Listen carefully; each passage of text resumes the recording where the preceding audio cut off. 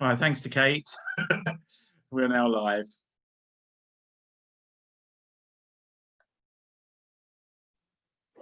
Thank you. Good evening. Welcome to tonight's meeting. With anybody watching live, we've only just managed to get online live, so we're running slightly late. This is 7 p.m. extraordinary meeting called by myself, the town mayor, on this evening. The agenda item number 1, minutes of the last meeting are attached. To receive or consider or adapt, otherwise the minutes from the meeting the council held on Wednesday, the 2nd of September. Yeah, I'll move it, Mr. Mayor. Mayor, there is an amendment to be made. There's a typo on page 23. The word in that on that page, there's a word tress. It should be trees. Okay.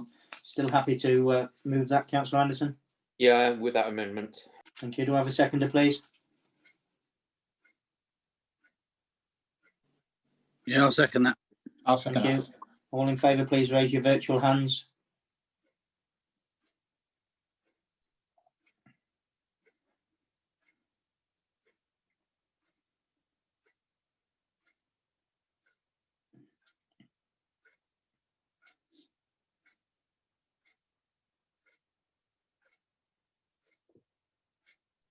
Raise your virtual hands, please.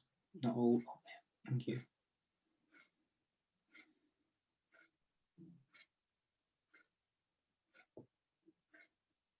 Okay, that's carried. Thank you. Moving on to agenda item number 2, to note apologies received by the town clerk prior to the meeting. Town clerk. Mayor, we have apologies from Councillor Jimmy Brooks, Dennis, and Councillor Steve Kirk said that he may be late into the meeting. Okay, thank you. Item number 3, to receive any declarations of interest. Councillor Edgington.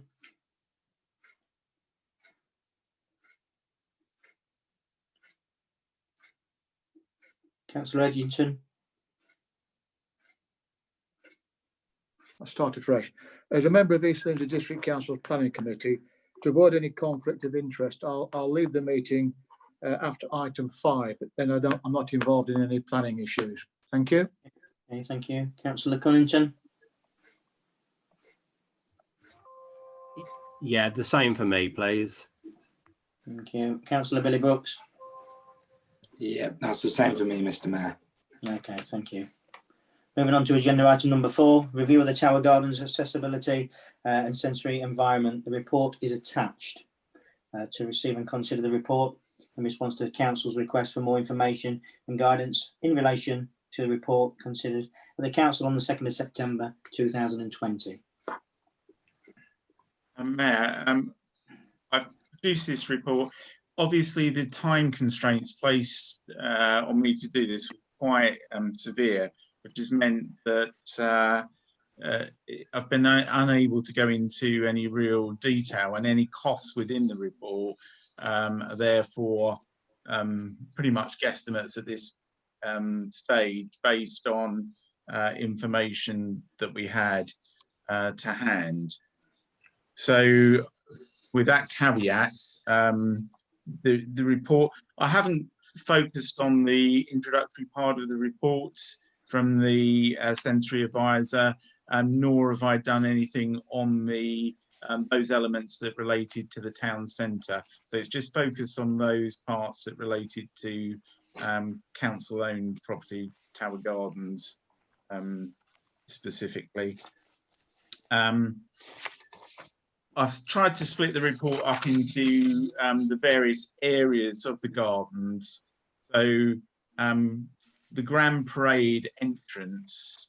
The report did refer on a number of occasions to building regulations, but of course building regulations don't apply to the park. I mean, it may just be that the person writing the report was trying to use those as sort of good practice guides rather than an actual requirement on the council. Part M doesn't apply to parks. The Grand Parade entrance, essentially has three paths coming from it. There's the path to the right, which is relatively steep, and there was a suggestion in there that that was made into a zigzag path. There's the one to the left as you enter, which is currently accessible and is generally okay. And then there are steps going down. Now, as we go through this, what I've done is I've tried to make some assumptions about what could or should be included within any work that is proposed, and then cost it at the end. In this particular case, I don't believe that the zigzag path is required, because there is an alternative route down from the same place to the same place at the bottom. So there is an opportunity for proper disabled access. The steps, there was a difference of opinion in this report to the previous one that we'd had between the two different experts, with this one saying that essentially that the painting the nose edgings wasn't necessarily beneficial. It might benefit some people, but it actually could be a detriment to others who may not be able to, or may think that it means something else. I've put forward a proposal which wasn't in the original report, that perhaps council may wish to consider putting directional tactile pavement at the top of the stairs, thus indicating to somebody with visual impairment using canes that there is in fact stairs approaching. And then you can also use tactile paving to indicate a direction of travel for a safe route. So that might be something that council wants to look at, and I've made some suggestions in the costings as to what that might be. There are also bollards at the top of the here, and I've mentioned those elsewhere in the report as well. And the indication here is that we should have some colour contrasting here. It may be that council wants to consider this in respect of a whole sort of colour transformation of the of Tower Gardens, but that would be a much bigger sort of piece of work. So what I've allowed for in the costings is simply to address some contrast colouring on the existing bollards and the associated works with that. When we move to Rutland Road, there are two entrances there. There's the main entrance that we use for vehicular access, and it was suggested there that there's quite a steep slope coming down towards the bandstand, and certainly water collects at the bottom there. Again, there's reference made to building regulations that don't apply here. I don't think the slope is that steep, and I've never seen anybody have a problem getting in and out of that area.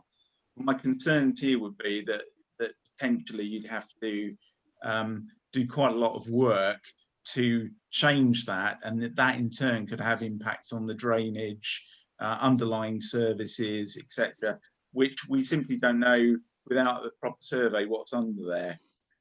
So there could be repairs to the damage that's in and around that area, potholes, etc., and there might be some slight surface changes which could improve that area. And the other entrance to Rutland Road, which is a single sort of pathway through, the suggestion there was that should be widened to 1.8 metres. But to do so would have to forego some of the mature horse chestnut trees because they're quite tightly packed in that area. And I don't see how you could easily get through there without causing quite a lot of damage to them and probably removal. If council were minded to do something along there, again, they would need to have a proper survey, both by tree specialists, but also for looking for underground services in that area.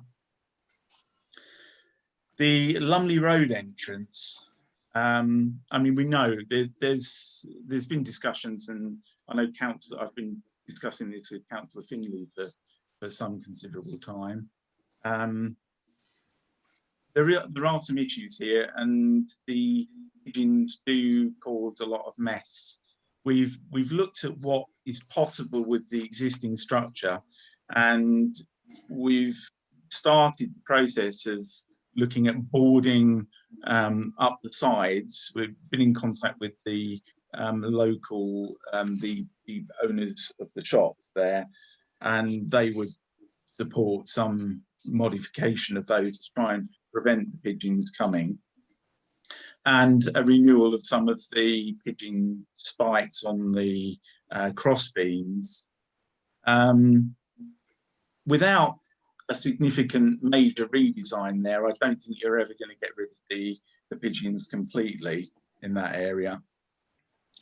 In terms of cleaning, there's no water supply. We've been doing a little bit on overtime, but if council wants that area to be cleaned regularly, then we're going to have to look at something else, and that will have cost implications on a regular ongoing basis. As I say, there's no power, no water supply in that area, so it's quite difficult to clean. We've been using some water from the Bowser to try and do it, but it's not very effective at doing that. And as I say, we haven't got the time built into the work patterns to do that at the moment. The pond area, there were some comments about the pond and the levels and that, which are just not right. Unfortunately, I think the chap who did the report came out a second time on a day when we were actually carrying out maintenance on the pond. Why the pond levels were down, it was nothing to do with what he was suggesting. There is an issue which is well known regarding the path on the west side of the pond. We've got signs up that warn people about this now, and we did carry out some minor repairs to try and repair what is cracked and lifting due to root damage in this area. But it needs a major piece of work to actually reroute the path somewhat to avoid that. Now, underneath the ground there, I know that there are some services. We don't know the exact precise location, but they're all to do with the pumps, aerators, etc. And so there would need to be, again, some work identifying exactly where the runs of those are, and to ascertain what work would need to be done to safely negotiate those. It is a piece of work. I don't think ultimately the council can avoid doing that piece of work. It's just the extent to what you want to do, whether it's just repairing and doing minor, the minimum required, or whether you want to completely reroute that path. There was reference to the circular canopies, the mini bandstands, if you like, and whether some of the chairs within that could be, or seats could be removed. There are, in each one of those, there's two sort of entrance spots. So there is room for one wheelchair to reside whilst other people are sitting in there. I think if you were to remove some of the seating, you would actually sort of lessen the value of those covers somewhat. And I don't know how, because they're joined to the actual structure, I don't know how much they contribute towards the integrity.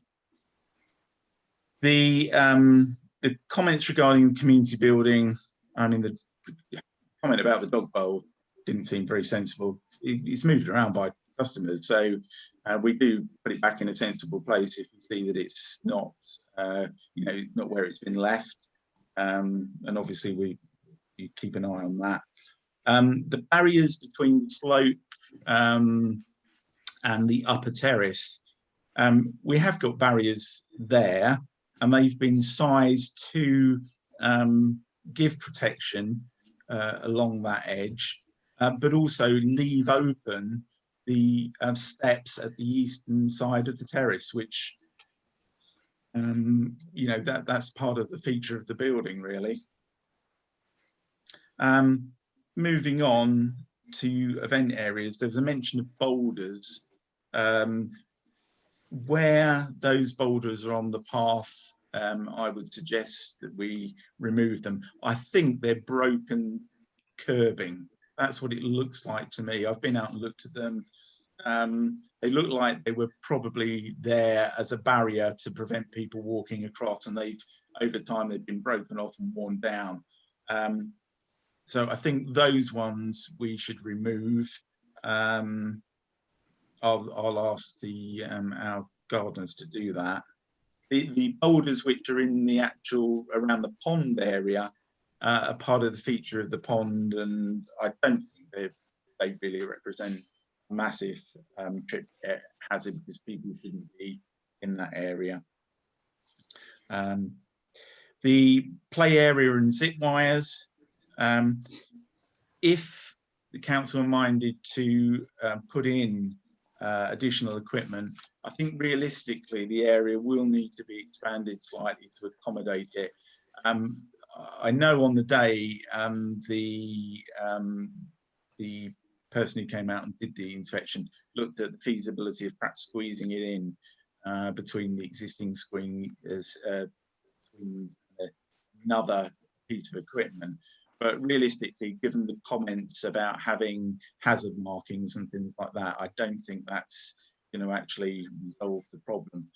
So I think if there is to be a new piece of equipment in there, the outside the fence needs to be expanded, the floor area needs to be expanded so that it's safe and for everybody to use. The zip wire, changing over the seat to a multi-user seat, whilst that would be obviously ideal, my concerns there is that zip wire gets the most sort of use and abuse, if you like, and my fear is that it simply wouldn't last very long in that location. So I think focusing on what is inside the play area would be more appropriate. And so I haven't made any cost allowance for the zip wire, but I have put in some costings for an additional piece of play equipment.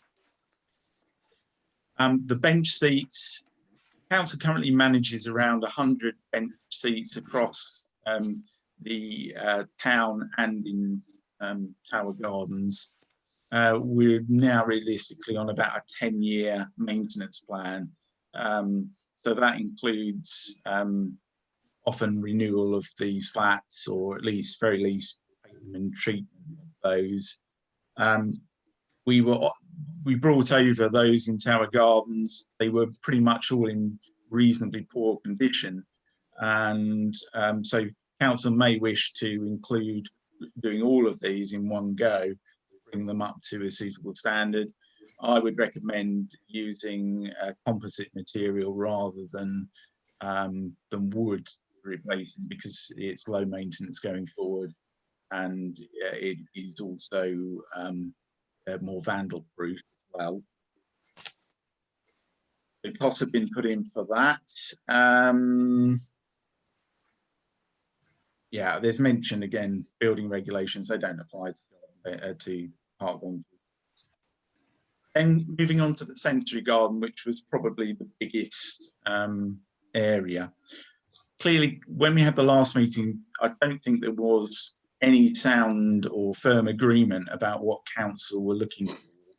And bear in mind, this hasn't really been come out from council. It is from council as a whole, in terms of a vision of what it is. the vision is being driven by, you know, the idea from council, but then the proposal from the person who did the report, who's been, you know, looking to do something like this for about 20 years. My concerns here is that a sensory garden placed in Tower Gardens would use up a considerable amount of space. And I know that some mention was made, well, perhaps it could be a smaller amount, but realistically, in a smaller area, are you going to get wheelchair access with pathways going past different experiences and make it available for all of the people who have different multi-sensory issues to enjoy? I think you would need quite a large area to be able to accommodate them all. And the two areas that were put forward by the consultant were both areas which are used to a certain extent by different groups. One of the areas towards the back of Tower Gardens, the Lumley road entrance, that grassed area there is quite extensive. It is used for certain events, and I think it would be a big loss to the event space if that were to be handed over for a sensory garden. The other area that was proposed is an area that's extensively used by families picnicking and you know, playing ball games and those, and again, that could be a loss of space. And it wouldn't only be a loss of space to people without disabilities, it would also be a loss of space to people with disabilities who use that to sit with family, friends, and you know, take part in other activities. So it's a difficult one, and also there is the question: is Tower Gardens actually the best location for a sensory garden? Bearing in mind that, you know, it could attract misuse and other things, and you know, is that going to be something that is going to be difficult to manage going forward? Not in the report, but a suggestion that came out from discussions in the offices was that there is perhaps a slightly lesser offering, which would be a sensory trail using the existing path network, and to have items and planting along the existing paths that make use of existing bare patches of flower beds, perhaps, you know, using existing trees and things like that, where a sensory trail could be set out, and this could be part of an overall experience, not only for those with sensory impairment, but also for other people as well. And it could become part of the attraction of our gardens. And if it was done in a sensible way, then I think the amount of abuse, etc., could be minimized, because it wouldn't be seen as a single sort of location attraction. These things would be dotted around the park, you know, in no different way to we currently have things around the park. So I think that there's an option there to be considered. In terms of costings, as I said before, there wasn't an awful, you know, lot of direction in terms of what it was that council wanted. In 3.2 in the report, I've listed out my assumptions that have led to the costing, and then I've put in place a table, again at the end of 3.2, which sets out the different stages. There's a design stage, and in order to get to the design stage, we would need to have ground surveys done to understand what's underneath. There would need to be ecological surveys, because anything done in there would affect trees and bats. We do have a resident bat population, and there would need to be design and architect fees so that it's possible to go out and actually get it properly costed effectively before procurement took place. I then tried to estimate the different elements, so path modification and repair. I've got to a total of around £39,000. Bench repairs at about 13,500. The play area around £18,000. The repainting of the bollards just £1,000 for rubbing down, repairing and painting. Then I've done 2 options on the sensory side, one for a full sensory garden, largely based on the costings provided by consultant, 136,300, and then I've done one for a sensory trail, which comes out at 70,450.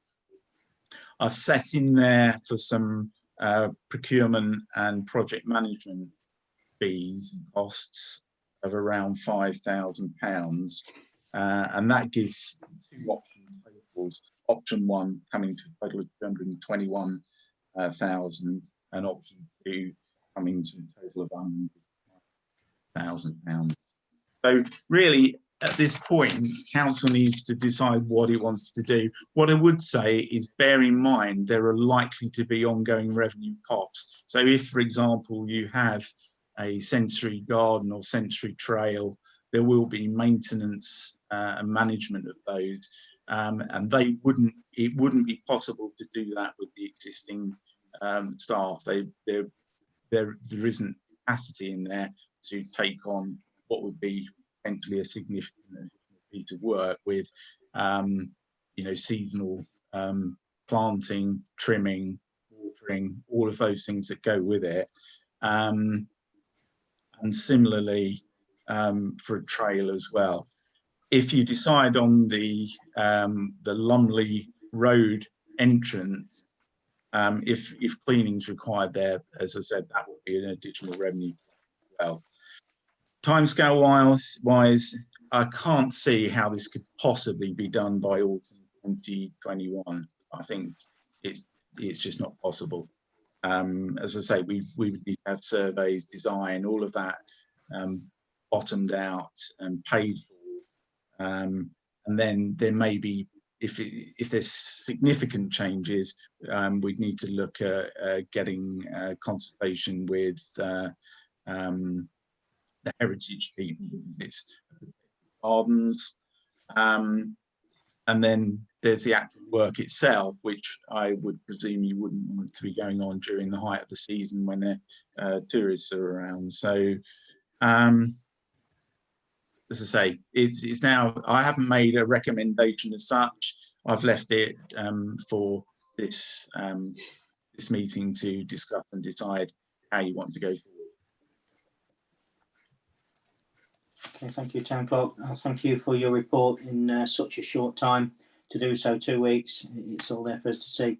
I'll just comment on a couple of things. 2.3.2, the report suggests widening the path of the gates on the Butland Road entrance to 1.8 metres to enable wheelchairs to pass.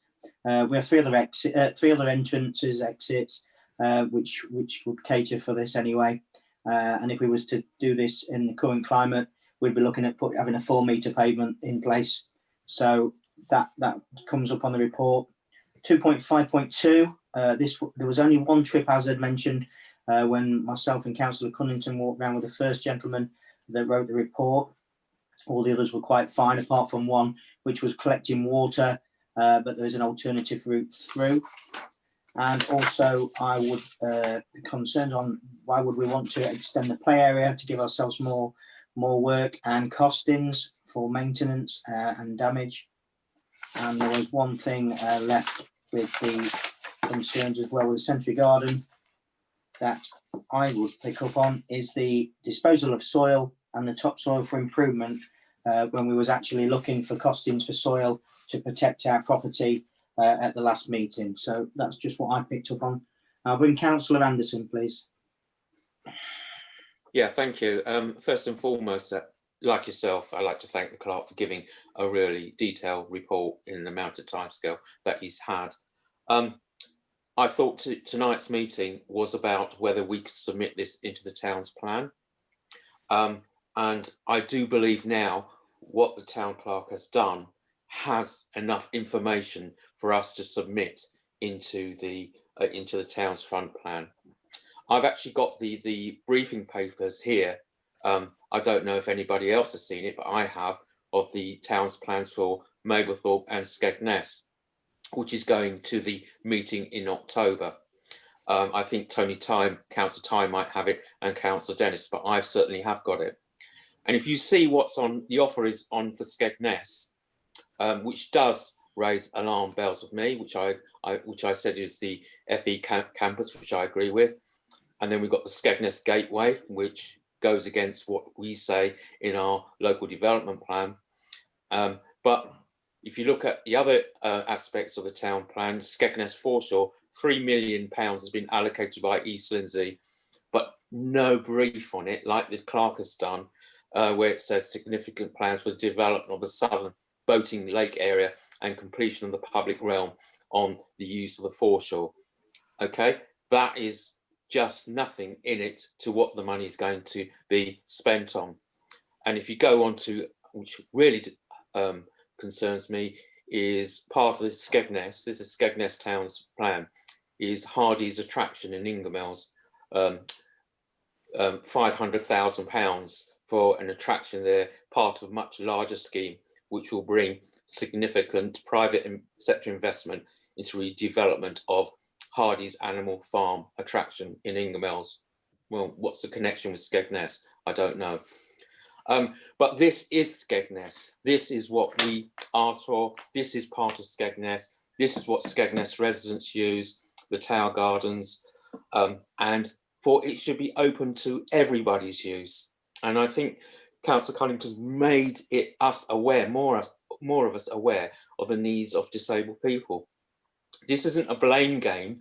This is opening the space up for everybody's use. Everybody, and that means disabled people, people that are partially sighted, you know, everyone can use it, and that's what we should be aiming at. And if you look, if we wanted to do that as a town council under the town clerk's costings, it's going to cost us £221,000 to achieve that. That's a thumbs up. It'll probably be more. Where are we going to raise that kind of money? Through raising that from the town precept.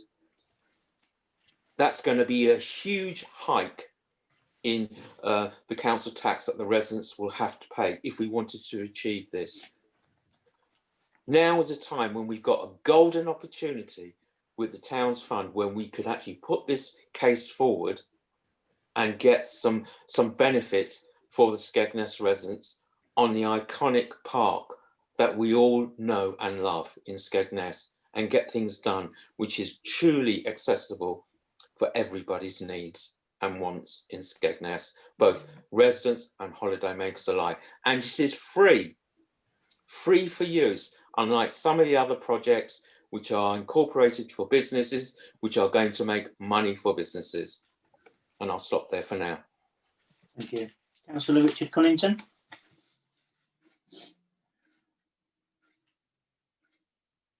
Councillor Cunnington. Can you hear me now? Yes. Yeah. Yeah, thank you, Mr. Mayor. I do really appreciate what the clerk's done for us in the short period of time he's had to do this. I'd just like to start by saying we all hear a lot about East Lindsey having this going on, having that going on, like this, the town's fund deal. This came out after we'd all agreed to have the park assessed for disabilities. And the town's funds come out, and it's an opportunity. Now, whether this goes ahead or not, it's there, it's in front of us. We've been proactive with this, not reactive.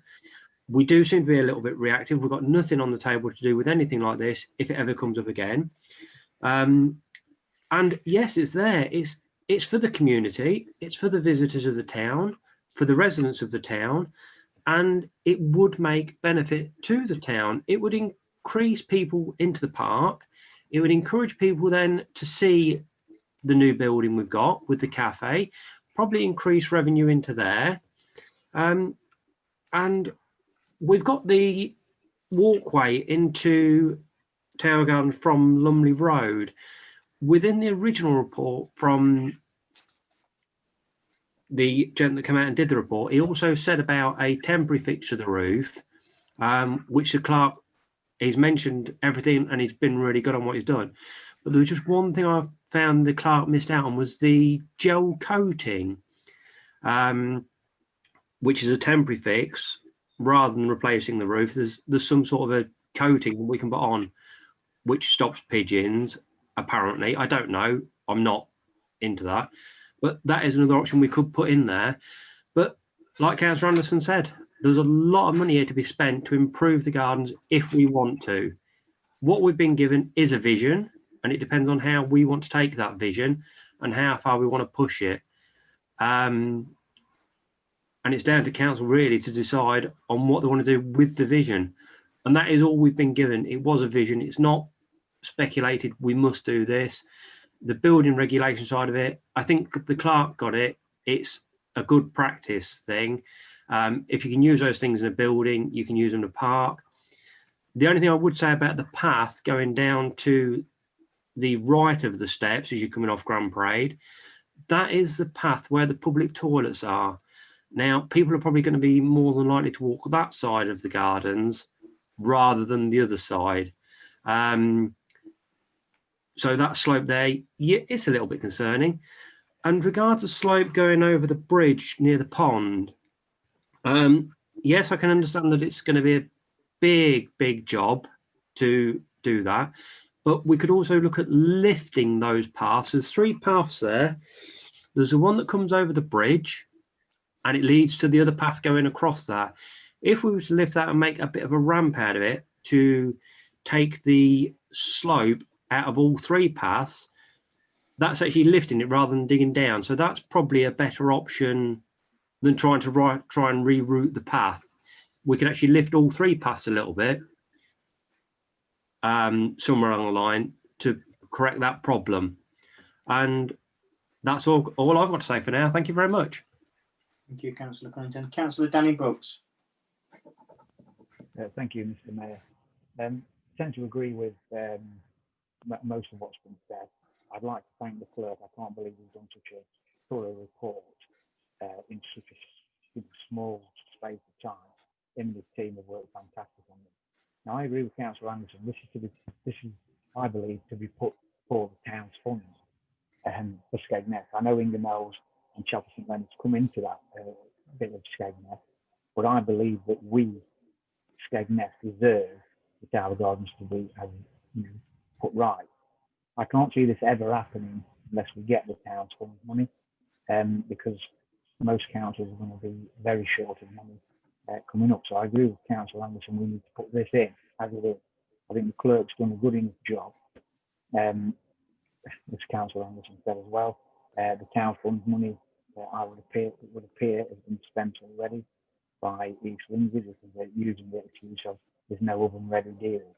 Well, this looks fairly thorough for me to put in.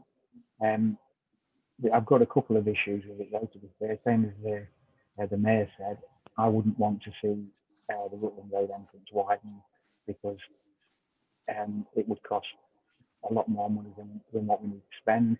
There's other entrances into the park. Also, the sensory gardens, although I think they are fantastic, I agree with the clerk. I don't think the Tower Gardens is the right place. What I think this should be doing is making the Tower Gardens accessible to everybody in the condition they are now. You don't, you're accessing there, you want to sit down and have a picnic with your family. So as long as you've got access to that, I think they should remain as they are rather than changing what we've got. Again, the play area, it's big enough and it costs a lot of money to keep it that big. So I wouldn't want to be extending that, because that will cost us more money in time as time goes on. So I believe that we should put this in as it is, and then if we get anything, and it's a big if, because I don't think we will, but if we do, then we can work on a lot of this and then see how much we do get of the money. I mean, you've got Hardy's Animal Farm asking for £500,000 and we've asked for nearly £250,000. Now I think the Tower Gardens, I think the money could be spent in the Tower Gardens.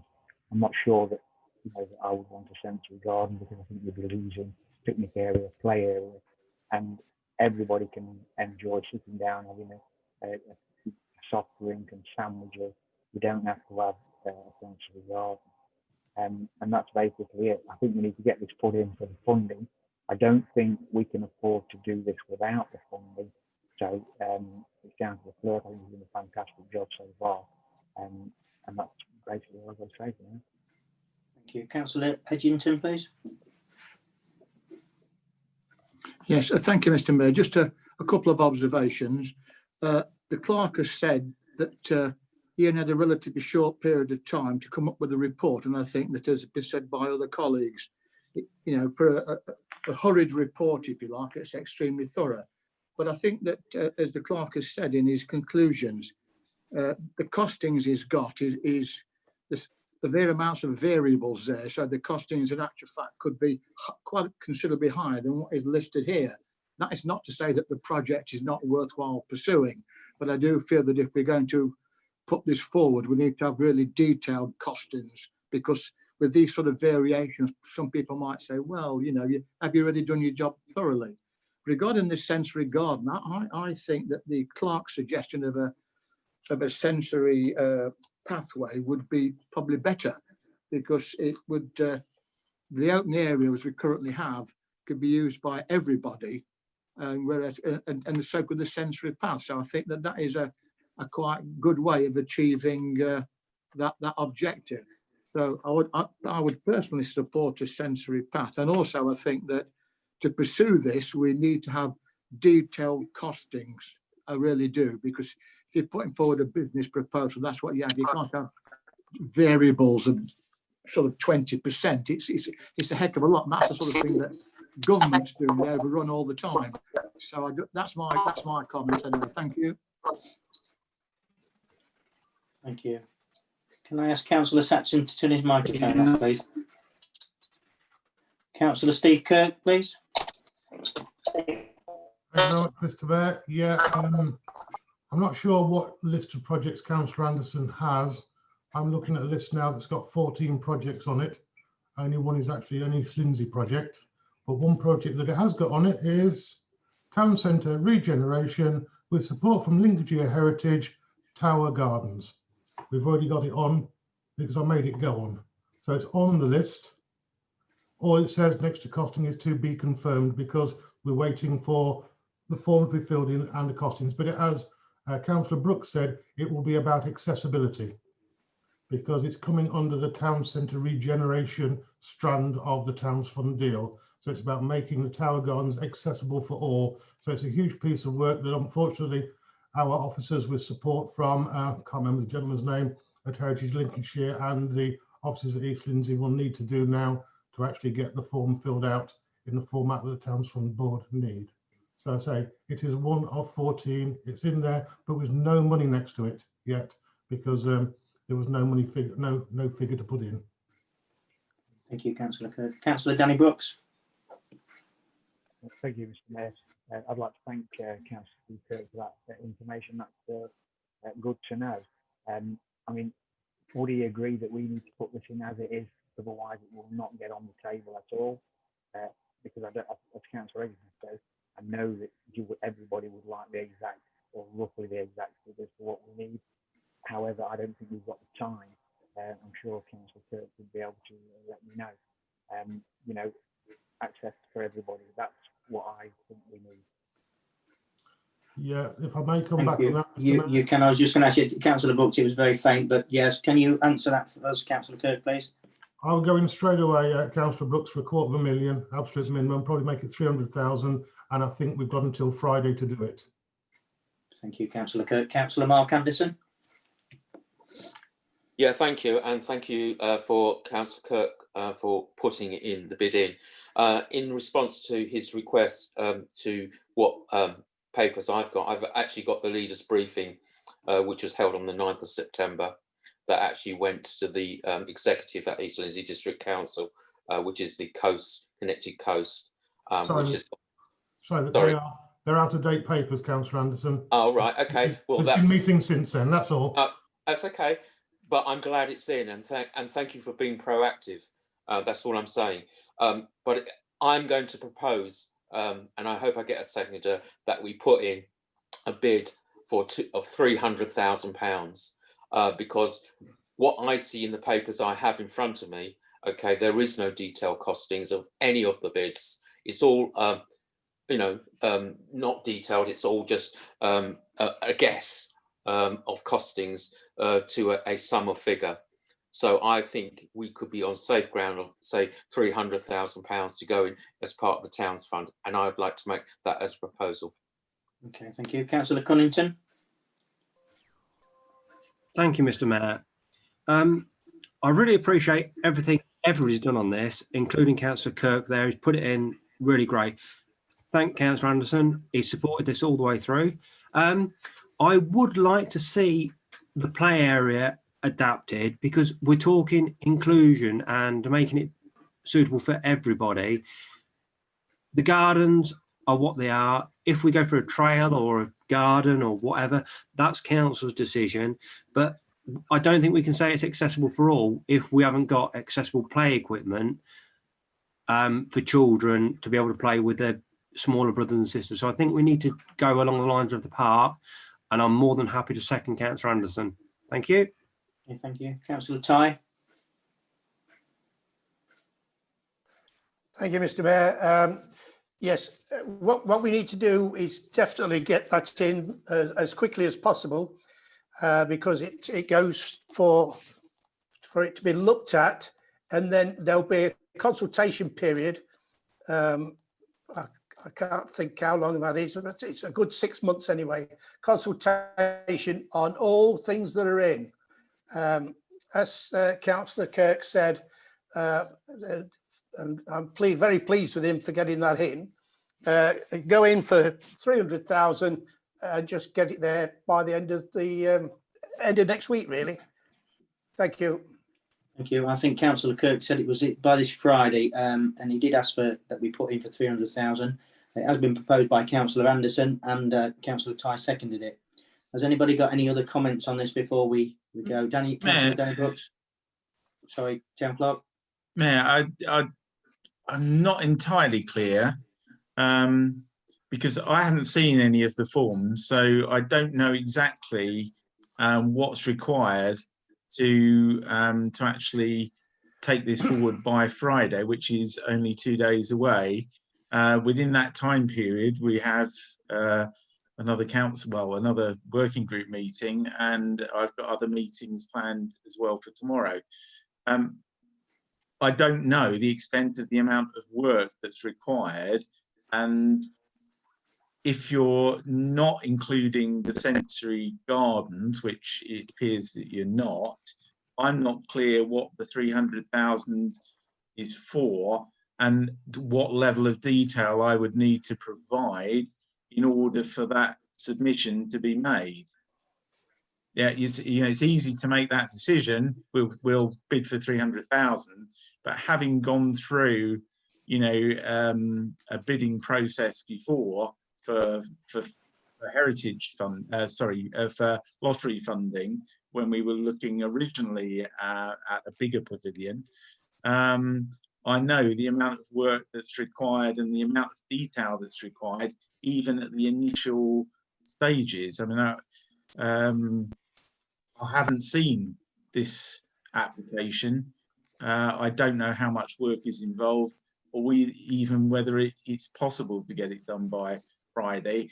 And if there are then detailed questions that haven't been answered tonight, what do I put in there? Okay, thank you. Councillor Danny Brooks. Yes, I mean, I don't know the forms. I didn't realise the clerk hadn't seen the forms. I would like to think that East Lindsey have got them pretty much on side. I think we should go for this as it is, including the sensory gardens, including the play area. And then when it comes to it, they may turn around and say, well, you can only have 100,000, and then you can look at what needs cutting out and what doesn't need cutting out. They give you the full amount, which money is pretty tight. It's too tight to mention. So I don't think we'll get the full amount, but I think this report here, as we've got some of the other stuff, as Councillor Anderson said, there's no detailed figures. They've put in for a rough figure, and I don't know what's on the forms because I haven't seen them myself, but I think the report in front of us should be the one that's going forward. Okay, thank you. Councillor Mark Anderson. Yeah, thank you. I totally agree with Councillor Danny Brooks, what he just said. Looking through what papers I have had, because I'm not on the board, but the papers I have and the lobbying process, etc., there is no details. Perhaps Councillor Kirk can let us know because he's involved in that. I would have thought we have enough detail to go into the town's fund, and I would have thought that the secretariat who are being paid, and that's East Lindsey District Council, would do the donkey work. That's what they got the money for. That's what they should be doing.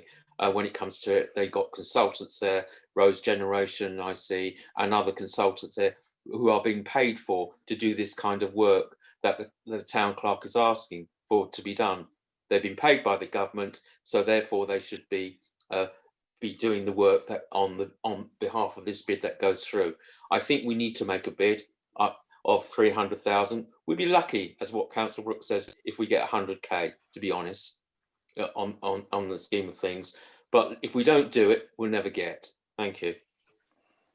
Thank you. Councillor Cunnington, did you leave your hand up from last time, or did you wish to speak again? I did leave it from last time, Mr. Mayor, but I would just like to thank all the councillors for all of the support with this project, and hopefully we get somewhere. Okay, thank you. Looking, his hand's just gone up. I was just going to ask Councillor Kirk. Fire away, Councillor Kirk, please.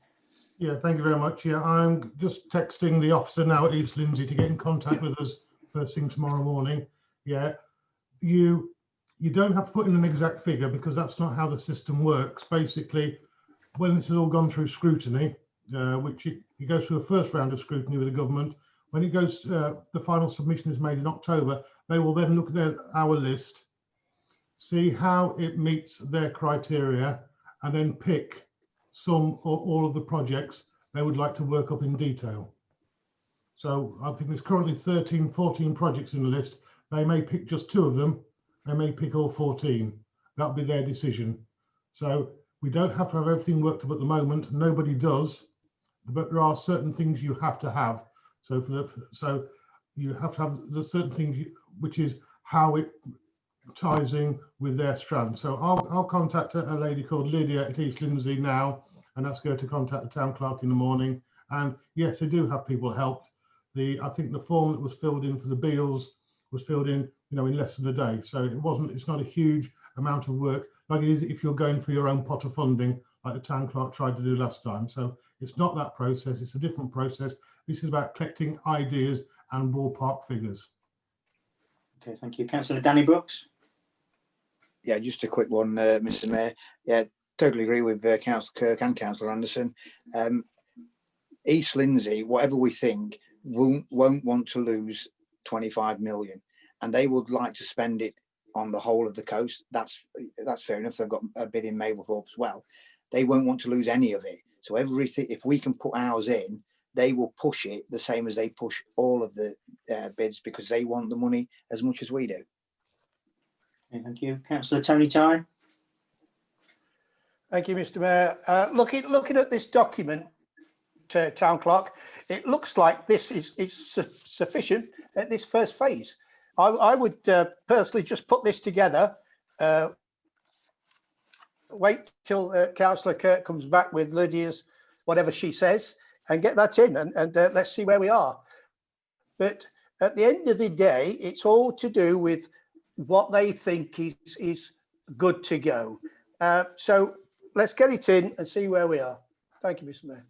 Mayor, I'm still unclear about the sensory garden issue, because if you put forward something that includes sensory garden as part of the accessibility, then you're going to, if it was successful and we have to work it out, our council are going to be comfortable with actually then having to identify an area for the sensory garden. I felt that there wasn't that last time we met, and again today, there doesn't appear to be a consensus on that. So perhaps we may wish to change some of the details to perhaps make it some sort of sensory feature within the garden that doesn't specify directly what is that's going to be included. A sensory experience perhaps, or something like that. What I want to avoid doing is just pushing over the report as it is, it being chosen, and suddenly council are on a track to something which they didn't expect to be on, and perhaps with additional revenue costs that it's not yet planning to spend.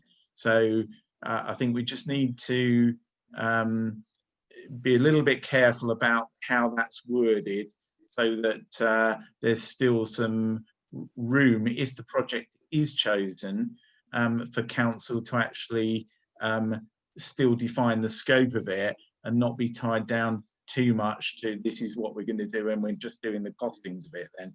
Otherwise you could end up with some surprises down the track. Thank you. Councillor Cunnington.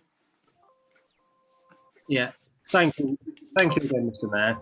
Yeah, just on hearing the clout there, the wording sensory garden, so long as we're not specifying an area, it could be that we have sensory borders, like the clerk said, make it a sensory trail. We could turn borders into sensory areas and all sorts of things. I mean, I don't think the word sensory garden, unless we actually put in the plan a specific area, that can all be chosen detail on the amount of funding we're given. If we're given all this funding, it'd be great. It'd be so much of a benefit. But again, it is down to what we get given. And so long as we don't specify, I don't think there could be a problem. Thank you. Thank you. Councillor Anderson.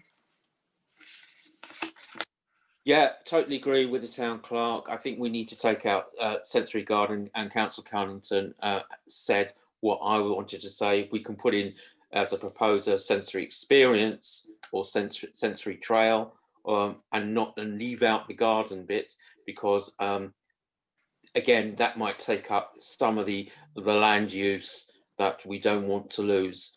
But I think sensory is important, because that's what the government, not the government itself, but the civil servants will be looking at. They'll be looking at multi-use of gardens, and we want to make it multi-functional for all people to use those iconic gardens we have in Skegness, and not just leave, if you have a disablement, if you be left out of that experience. We don't want that to happen. We want it open to all people to use as a facility, free at the point of use. That's where we're coming from. Thank you. Councillor Kirk. Yeah, thank you very much. Yeah, I agree entirely with keeping the top line figure, the 136,300, and calling it a sensory experience. But I'm also mindful that the strand that they're trying to tack this one onto is around heritage. So it needs to be about the history of the gardens and the heritage, whatever sensory experience we have. If we could build some heritage into that as well, which I'm sure we can, it could be even something where we plant some of the steel columns from the original Tower Gardens, so people could touch and feel those. There's loads of stuff we can do, but we just need to get this form in and get the line drawn in the sand. Thank you. Councillor Tony Ty. Thank you, Mr. Mayor. Yes, I completely concur with what's being said. I think sensory trail is far better than sensory gardens, and then you can do as much or as little as it takes. Okay, thank you. Thank you. Town clerk, anything further wish to ask or say? I think what was mentioned there is obviously the heritage side. So using something like a sensory heritage trail, it could combine the two, and that could involve things like historic planting of plants that would have been around years ago. Often those very fragrant types of plants, and they could be part of the sensory experience and heritage experience at the same time. So I think there is some mileage there. I think it's just need to be very careful about the wording of it. Okay, thank you. So we've got a proposal that this goes in and seconded. Has anybody else got any comments? Councillor Ty? No. So we've got Councillor Anderson proposed it. It's 300,000. Do we have Councillor Danny Brooks? Yeah, just with the changes proposed, with the changes that have been mentioned, I think that sort of sums it all up really. The Heritage Centre, I'd still like to see one of those in the Tower Garden in the future, but as it is now, yeah, I think as long as the proposer and the seconder agree with the changes to the wording, I think it should go forward, mate. Yes, I can't remember, just lost the seconder. Who was the seconder, sorry? Councillor Cunnington?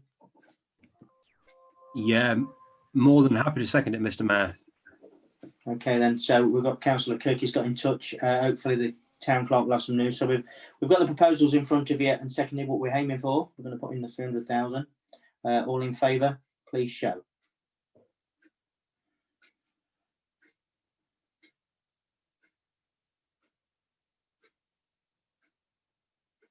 That's carried, thank you. Moving on to agenda item number 5, neighbourhood development plan, the final stage. The fee proposal is attached. Town clerk, please. Councillor Kirk, please. I do apologise. My hand should have been lowered and it was raised when it should have been lowered. Sorry. Town clerk, please. Mayor, at the previous council meeting, it was agreed that the town neighbourhood development plan could go forward to East Lindsey. We had a discussion to find out what was required in order to put that forward. And there is, still a piece of work to do to actually put the plan forward in the correct correct way to East Lindsey. So that's final drafting, amending it in accordance with the ELDC comments that would come back.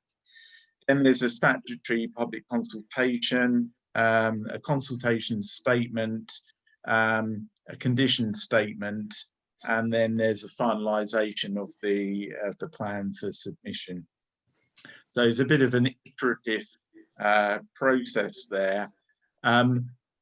We don't have the knowledge experience to do that in-house, and we haven't got the capacity to do that at the present time either. So it wasn't part of the original tender that went out when we commissioned the work for the neighbourhood plan. So I've got a fee proposal which is in front of you for that additional work, and would obviously, if you wish to move it forward, I would need to get that approved tonight. Thank you. Councillor Anderson. Yeah, thank you for the town clerk's explanation. Of course, we need to move this forward, the neighbourhood plan, but I have to ask the question before this goes to East Lindsey, and I would like the clerk's advice on this, is that the project for the Gateway project was the 800 homes. How would this skewer this neighbourhood plan when we put out for public consultation and we got feedback, and that is slotted in, which hasn't been part of it? And what would it do to our plan, neighbourhood plan, that we're putting to submission to East Lindsey? Thank you. Well, obviously there is somewhat of a disconnect between the town council's view and the project that forms part of the town fund portfolio. Clearly that may not be chosen to be moved forward, I don't know. The difficulties that this council saw with those plans and why it didn't want to include it was part of the plan was bringing in effectively an elderly village, sheltered accommodation, when there isn't the infrastructure in Skegness to support, in terms of medical needs and support. I mean, as a council, we're already dealing with people who are isolated in Skegness, elderly people who are isolated, who've come to the area, often as part of with a partner, husband, wife, and the partner dies and they're left alone. That puts an immense burden onto the services in Skegness. Part of what we're actually doing now in terms of the cafe and a new building, we're seeing those people, we're trying to get them interacting, we're working with the likes of Magnavita to try and, even in these difficult times with COVID, to try and give them opportunities to become less isolated. This plan, it would bring more in and require more resources. What I'm not seeing is the revenue resources that's being brought in alongside that to provide both the medical side and the social aspect of supporting these people within the town. There is also housing proposals, I believe, in there, which I think Councillor Kirk said, on the one hand, you know, that could be a benefit and it gives us potentially more revenue coming in from the tax base. But obviously, on the other side, there's more services to provide. So in turn, that needs more roads, more public transport, more medical, all of the social services, all of those sorts of things. And again, we're not seeing that. We're seeing the front end of it, but not how those are going to be managed moving forward. So there were those where council's concerns were, and so I think these things do need to be debated.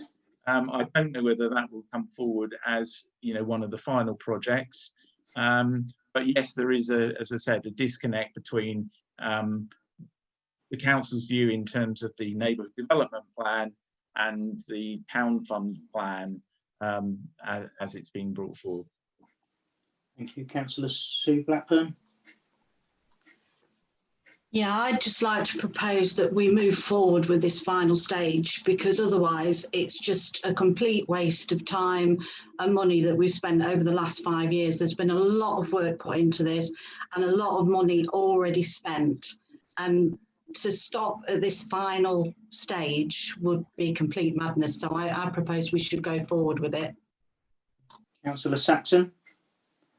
I'm not sure whether we're going to hear Sam. Councillor, his microphone's disappeared. Mayor, I also should have added that there is the budget for this is within the earmark reserve for the neighbourhood development plan. There is still enough in there to cover this piece of work. Okay, thank you. Councillor Saxon.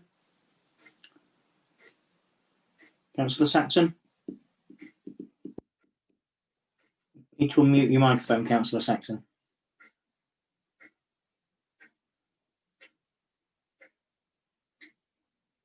Can the town clerk unmute Councillor Saxon to open? Unfortunately, I can't unmute. I can only mute. Right. Councillor Saxon, if you wish to speak, you'll need to unmute your microphone.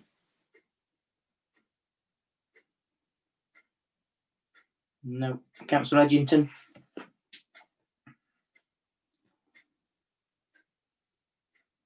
Thank you, Mr. Mayor. Yes, thank you. I'd like to support Councillor Sue Blackburn and second her proposal. Thank you. Thank you. Councillor Danny Brooks. Thank you, Mr. Mayor. Totally agree with Councillor Blackburn and Councillor Edgington. I think there's been a lot of time spent by a lot of people over the last 5 years, maybe more, on this project, and to fall at the final hurdle, I think would be a waste of people's time, waste of people's money. So yes, I totally support the proposal and the seconder. Okay, thank you. Councillor Kirk. Yes, thank you very much, Mayor. Yeah, wholehearted agreement.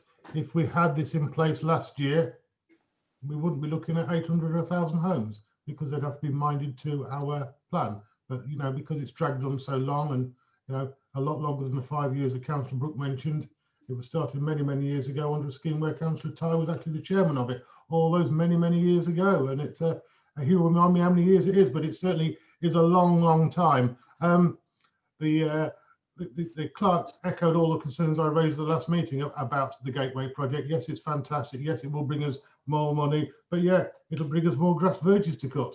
You know, it is, you don't get anything for nothing.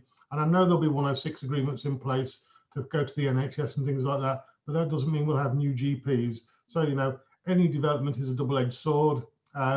Yes, there is an over 55s. That's just one of the many things that they plan to go on there. But I think we just need to get this plan boxed off, get it to East Lindsey, get them to agree it, and then we're in a better position going forward. Thank you. Councillor Anderson. Yeah, I fully support the neighbourhood plan, and yes, I totally agree with Councillor Mrs Blackburn when she says we've been working hard on it for the past. She worked extremely hard as vice chairman of it in the previous council with the chairman, Councillor Edgington, on this. So I want it to go forward, but what I don't want to see is a bun fight at East Lindsey with the Towns Fund and our plan, as what the clerk has just described. And I hope that doesn't happen, because I don't think Skegness is prepared for another 800 residential dwellings and an over 55s. We haven't got the infrastructure, nor have we got the public services. Have you anybody tried getting a doctor's appointment lately? It's virtually impossible. And to add to that list is going to be even more so. Has anybody seen what it's like to get a child into a school lately? Primary school or secondary in Skegness? It's virtually impossible. There's no capacity whatsoever. Our public services are stretched to the limit, and I can't see us where we can grow anymore without proper funding, proper plan in place. But let's put our plan in, okay? My gut feeling, there will be a bun fight at East Lindsey because of that Western Gateway project. But I agree, it needs to go forward. Thank you. Thank you. Councillor Tony Ty. Yes, thank you, Mr. Mayor. Yes, I totally agree. Let's get it done. It's been on the cards now. Just for Steve Kirk's, just to put him in the picture, it was 15 years ago we started the 2020 group. Thank you. Thank you. Just Councillor Saxon, I'll try him again, see if he can unmute his microphone, because he's still got his hand up. But if we can't hear you, then we can't do anything. You need to unmute your microphone.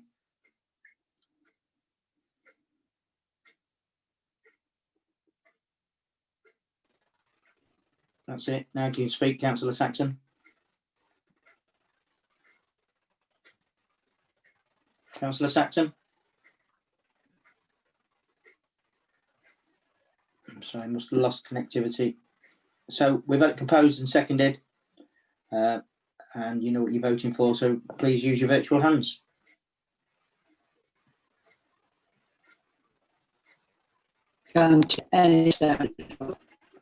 That's carried, thank you. Okay, moving on to agenda item number 6. I do believe we've got some people leaving the meeting. I'll just give those time to log out. Yes, right. Good night, everybody. Thank you, Councillor Edgerton, Councillor Ridder-Brooks, and Cunnington. They are leaving the meeting. Thank you. Could you please? You've gone, Councillor Cunnington. Okay, agenda item number 6, consideration of planning applications. 6.1, Stell Sylvester, land at the rear Skegness Fields, Park. Yeah, 6.1, 6.2 and 6.3 are actually very similar applications that simply relate to different parts of the site, and different some relate to static caravans, some relate to tourers, and a mixture. So reason it's on 3 times is that there was, I think, 3 original planning applications that went in to actually support this. So we are with those. So I would suggest that they're taken as one. Okay, thank you. Can I move that, Mr. Mayor, please? Councillor Anderson. One. Yes, thank you. Do I have a second that we take them as one? Anybody willing to second that? Yeah, I'll second that as well, Mr. Mayor. Thank you. Okay, thank you. All raise your virtual hands in favour.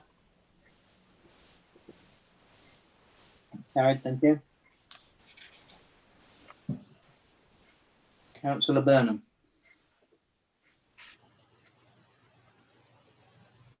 I left my hand up, sorry. Okay. Anybody wishing to speak on these? Yes, Mr. Mayor, if I may. Councillor Anson, yes, please. I'd like to move them. I think there's been great debate regarding these applications. I think what we're trying to achieve is achievable on these sites, and the issues relating to the applications where we take some of the conditions off, I think are acceptable. There was concern from Councillor Carpenter about the bus lay-by. I have had a look at the bus lay-by. There is one at Southview and there's one across the way. Footpath provision on both sides is incorporated in this, so it wouldn't hurt for people just to walk up a bit. So I'm happy enough to move for approval on these three together. What it will do is help us, as what's been said by Councillor Brooks and others, on the speed reduction that we want to see from Skegness Grange into Skegness. We got more development along there. It will help in our case to reduce the speed on the A158 from Skeg Grange into Skegness. Thank you. Yeah, can I just come in? I think there's been a misunderstanding about what these are. These are for the removal of conditions that stop effectively them being holiday accommodation during the winter months. There is an objection from the Environment Agency, quite a significant objection, that says that it could cause loss of life because of the potential for flooding during the winter. They've made a strong objection on all three of them.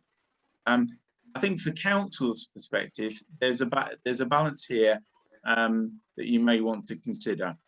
On the one hand, there's clearly an economic benefit to the town and to the business owner to have year-round access to the caravans and for these to be available year-round. The other side of the coin is the issues that have been raised by the Environment Agency, but also those issues which relate to permanent residents, I would say, as well. That's been picked up by some others. When we come later on, there is a development order which also addresses this same thing. Clearly, if they become year-round residences, they're effectively being able to do something which would be opposed by the Environment Agency if they were new build houses in that area. So there is a balance to be struck here in terms of council's comments, and it may be that you support it on the economic basis, certainly within the current environment, but you may want to caveat that in terms of how the issues raised by the Environment Agency are dealt with. Thank you. Councillor Dunkirk. Thank you, Mr. Mayor. Yeah, the clerk took some of those comments that I was just about to make. I don't think it's fair for somebody, a housing developer, to have to put mitigation against flood risk, not having sleeping accommodation on the ground floor, etc., etc. Obviously, that can't happen with caravans. They would need to mitigate against this flood risk. We as a council as well have to think about, let's be fair, let's be honest, these sites are occupied for a large proportion of the calendar year regardless. But if we're also allowing that for the extra months, there's again an additional demand on exactly the same conversation that Councillor Anderson was having with regards to the large development. We tend to have statistically more people that need doctor and hospital appointments that live in this type of accommodation. That's known. Without any sort of mitigation for the additional months that they're going to be here, let's be perfectly honest, we know as residents when the caravan sites are closed, because we're more able, I'm not saying it's brilliant, but we are more able to get things done at a GP. To have that all year round sets the precedent then for the rest of the sites as well, for them to open all year round. And the significant demand on public services, I don't think it's fair for residents, and B, I don't think it's fair for any housing developer or person wanting to build a new house or whatever that may be, to be out-trumped, hypothetically, by a caravan. That's my comments and my thoughts. Thank you. Councillor Steve Kirk. Yeah, thank you very much. I think we have to be very, very careful on this one. The first 3 applications are to permanently remove that restriction.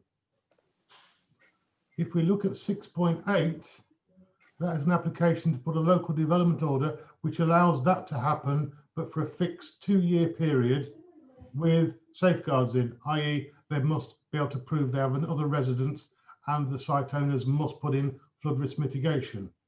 So even if you were minded not to support these first 3, but did support the last one, they would still be open 52 weeks a year. The LDO that we're trying to put in place is basically is a response to COVID. You know, the site's lost 3 months. The people who paid their ground rent have lost 3 months. So it's a chance to get some of that back, get some trading done over Christmas and the New Year. So I just think we need to be very, very careful if we decide it's okay to remove all these conditions when Environment Agency are dead set against it unless mitigation is put in place, just to remove it full stop without putting another condition on which says you must mitigate against flood risk, I think is dangerous. But I won't be voting on these, but that was just a comment that councillors should be aware of. Thank you, Councillor Kirk. Councillor Danny Brooks. Thank you, Mr. Mayor. The Environment Agency, I mean, if them sites on the outskirts of Skegness flood, then the rest of us are in serious trouble. I think there'd be more concerns for the whole of the town rather than the 3 caravan sites or the 1 caravan site down there. You know, for that to be up to the caravan step, then it would be up to my roof in my house. And I just think that the Environment Agency always play the flood risk. I'm not so sure on that, but I do agree with Councillor Kirk. There is an order coming in later on, like he said, which I think there should be conditions, and that is because we don't want caravan sites turning into shanty towns lived in. I can remember a famous one at Ingermells, which was called Willows Park. They turned around, in the end, they built houses or flats there. So we don't want that, but we do, as Councillor Kirk has said again, we do need to try and mitigate COVID. And I think, you know, probably going with the later motion would be the better option. I don't mind. Sorry, Councillor Brooks. I was just saying, I don't mind the caravan sites opening all year, but I wouldn't want them to become residents. I would want them to be holiday homes. Yeah, thank you. Councillor Claxton, sorry, you was first. Yeah, it's just the condition that the Environment Agency put on there with the risk of death. It's not a risk of flooding. So that's just playing a big part on my decision for this matter. But I could propose that we reject this claim as it stands now. But unless there's conditions put inside. So I'm proposing that we reject this. Thank you. I think we need to be mindful of what the government are trying to do here, and it's all over the country to extend the season, I do believe, until October 22. It's a measurement put into place that I've been reading about. Councillor Tony Ty. Yes, thank you, Mr. Mayor. I just look at this and I just don't think I could support this. I mean, they're asking for 12 months a year, and as we all are aware, 12 months a year in a caravan is not a great thing. You know, so I just... Sorry, sorry, we lost you there. Not at this stage. Thank you. Councillor Dan Kirk. Thank you, Mr. Mayor. We could perhaps meet them halfway to a certain degree, and I also take on board and actually agree with Councillor Danny Brooks with regards to having some sort of term which prevents people from residing in there 12 months a year. If there was specified in our objection, we object on the grounds, however, the council may be mindful to support if the said if the residency was for a set number of weeks as opposed to so many years.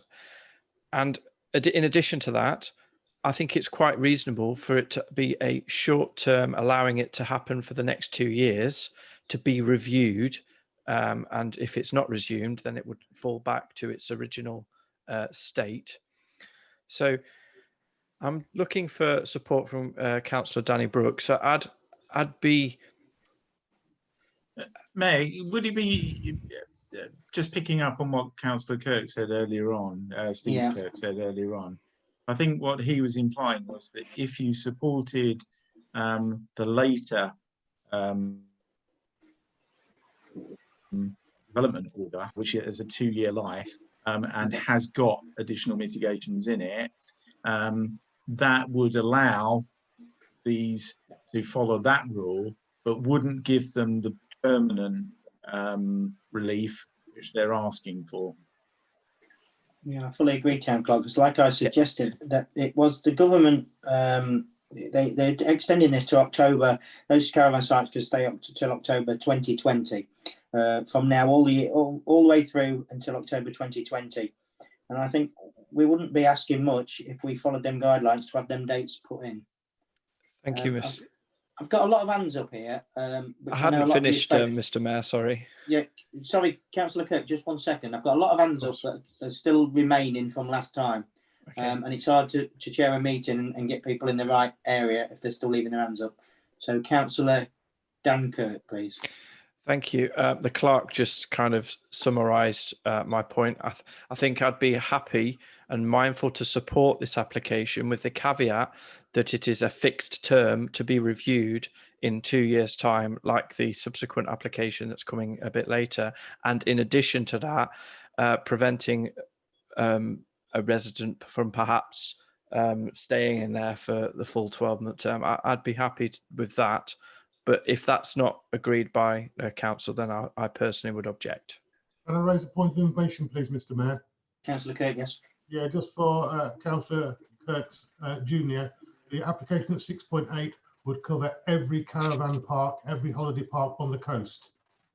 So you wouldn't need to do what you're doing with the first 3, because they'd automatically be covered under that 2-year local development order.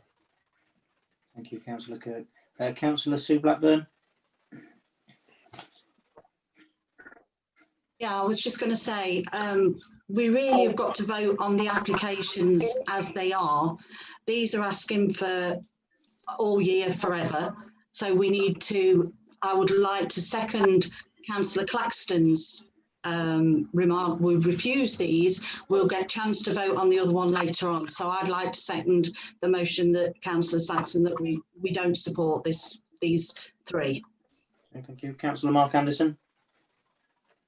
Yeah, thank you. I would like to support this because actually the LDO order will come into play, which is proposed for by East Lindsey, which covers East Lindsey development on the Skegness foreshore, which is the holiday chalets. One can't get closer to the sea than what that proposed. So I agree with Councillor Brooks when it comes to flooding. The Environment Agency are there to protect us.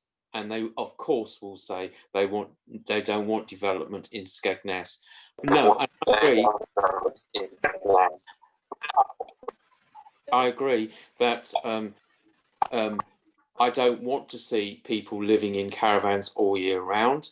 I think it's up to East Lindsey, when I was on the planning committee there, to actually having a logging register under a condition where it gives permission only for people to reside in that residence for a time. Otherwise, they pay full council tax. These are the kinds, for second homes, council tax, etc., which is predominantly more than what it is for their local residency where they do live. But yeah, there's certain conditions you can impose and that's down to East Lindsey. What I'm trying to do is grow the town in an economic way under the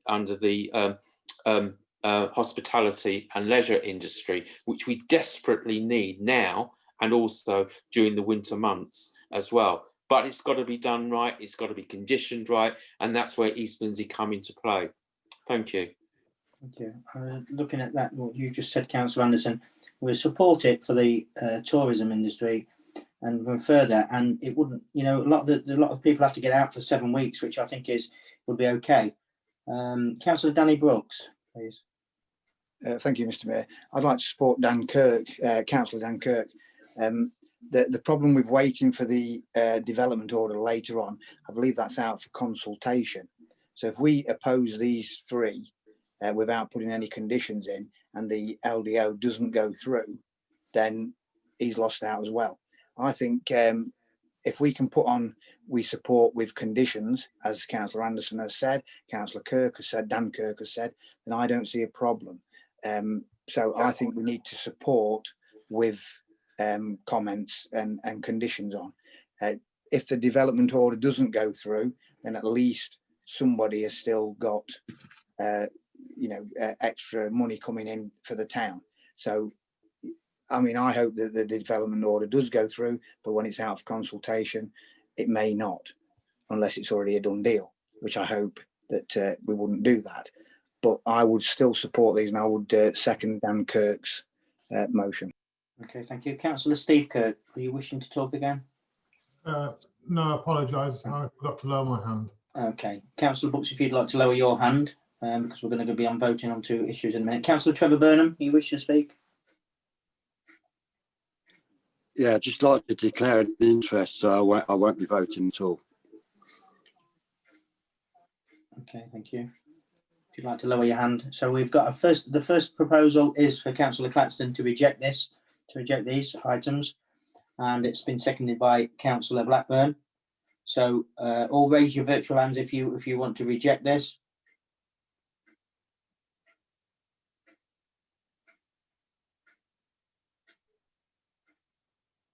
Okay, we've only got 3, 4. So if you'd like to lower your hands, we've only got 4 votes on that one, so that's not carrying. And the second proposal was from Dan Kirk, seconded by Councillor Danny Brooks. Mr. Mayor, quickly, you have to go any against. Okay.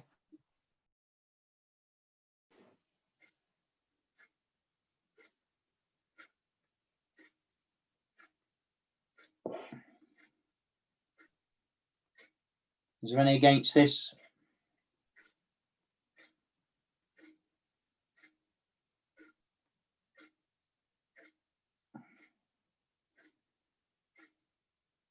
You voted for, Councillor Ty. You voted for it.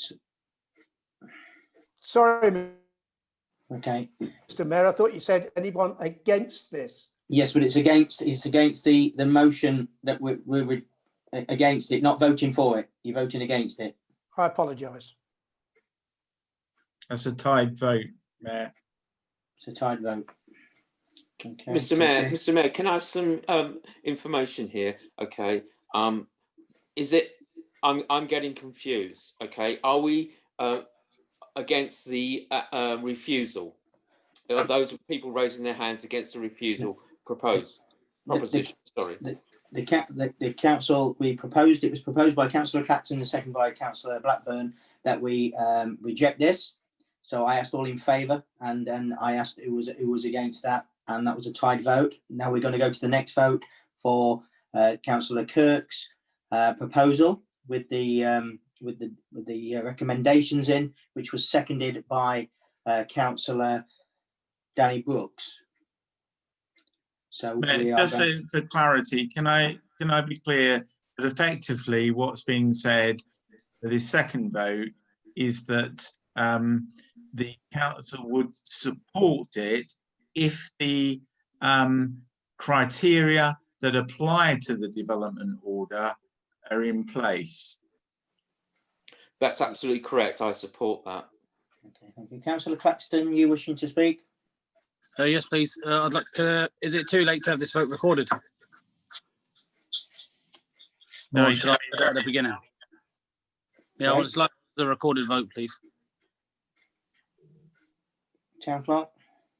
It can be recorded. We can go through the process again. Yeah. I just want there to be absolute clarity, because at the end of the day, the deputy town clerk or I have to put the comment on.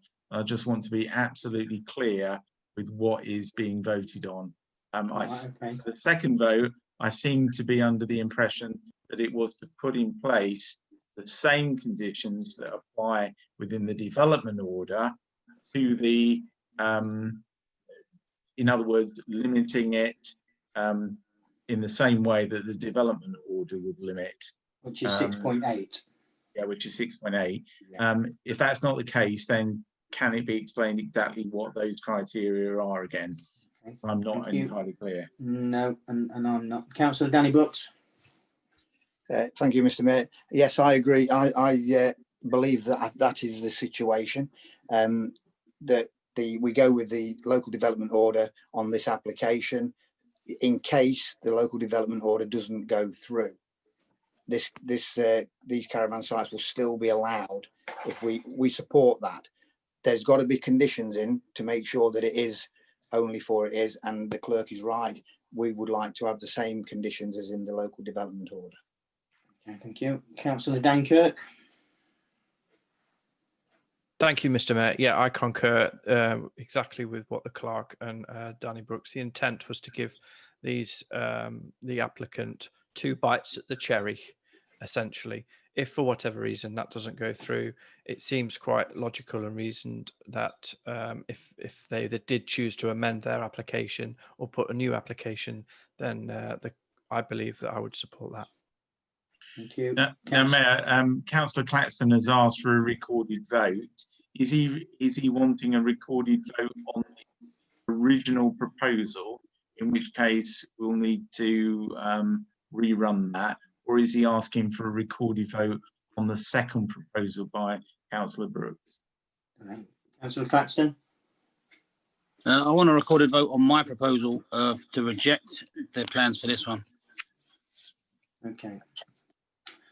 So we need to rerun that one first, and then go move on. So if you'd like to lower your virtual hands, if not, the hands are going up and down, up and down. If not, I'll have to get the town clerk to call your names out. If not, Councillor Blackburn, you got your hand up. Yeah, can I just quickly before we go? Yeah.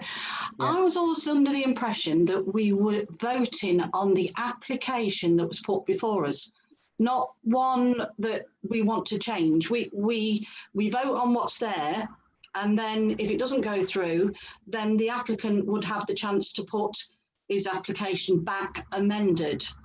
So why are we allowed to change it? I'm not sure, but I do know that we're going to see a lot of these come through. Mayor, the council is able to put in the conditions on which it would support the application. So you can completely oppose it, you can have no view on it, or you can support it. But you could, within that support, you can put a conditional support. That is, you would support it if those conditions that are in the development order were in place. So it's not completely overriding what they're requesting. It's just saying that these are the conditions that would need to be in place for you to support it. Otherwise, you don't support it. Does that answer your question, Councillor Blackburn? Thank you. If you'd like to lower your hand, then Councillor Blackburn, and we can go. So Councillor Claxton wants a recorded vote on this one, that we reject it. So all in favour that we reject it, please. Quite clearly on your screen, so the town clerk can see them.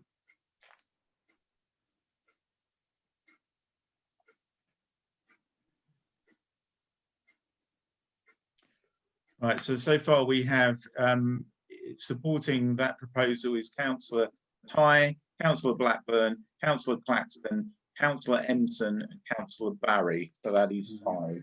Thank you. If you'd like to lower your virtual hands, please. All those against that proposal, please show your hands.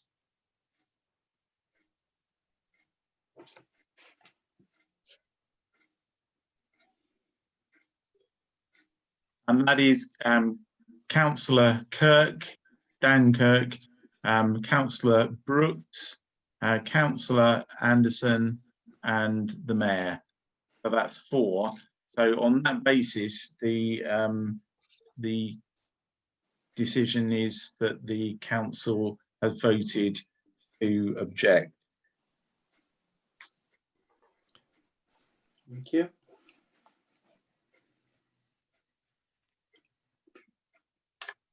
Do we need to go with the other proposal now? No, it's been decided on that basis because that was the proposal that came forward. The other proposal only came up because it was at that point it was a tied vote. Good. Okay, thank you. Everybody made hard work of that one. You got out of this one, Councillor Ty, didn't you? Right. Okay, moving on to agenda item to application 6.4. Mr. Hawkins, 69 Alexander Road. Planning permission, change of use of part of an existing tyre repair garage to provide MOT servicing. The works completed. Councillor Claxton. Again, any objections by any local residents or anything? Town clerk. Sharing the screen. There's not any objections by residents. There's an issue raised by an officer of East Lindsey regarding whether or not there's been sufficient exploration from a historic point of view, but there's no objection from residents. Thank you. Councillor Blackburn. Yeah, I'd like to move this one. Okay, thank you. Councillor Dankirk.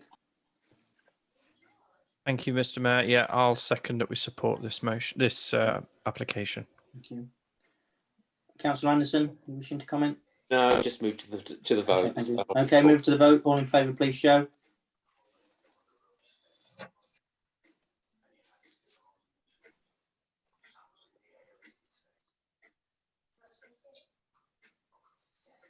Thank you. Carried.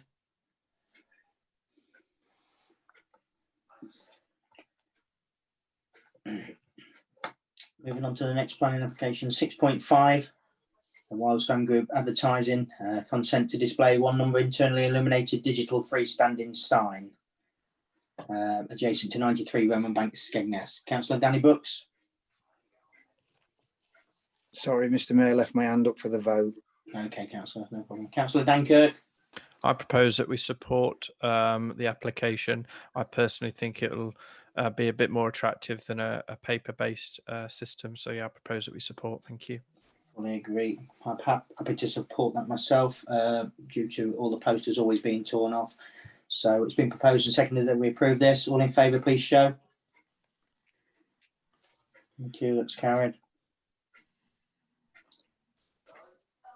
Item 6.6, Southview Leisure Park, Borough Road. Planning permission to redevelop 2 existing outdoor activity areas to provide a social hub comprised of a toddler, junior play area and a splash zone.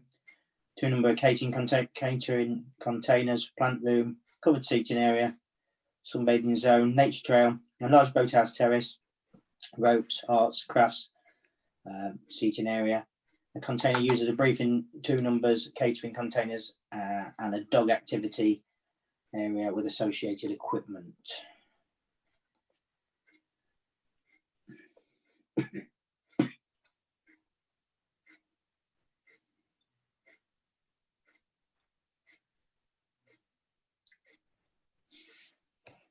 Are there any objections, Town Clerk?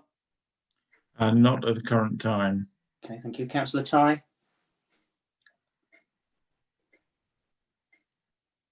Yes, I think we should move it, Mr. Mayor. Thank you. Councillor Anderson.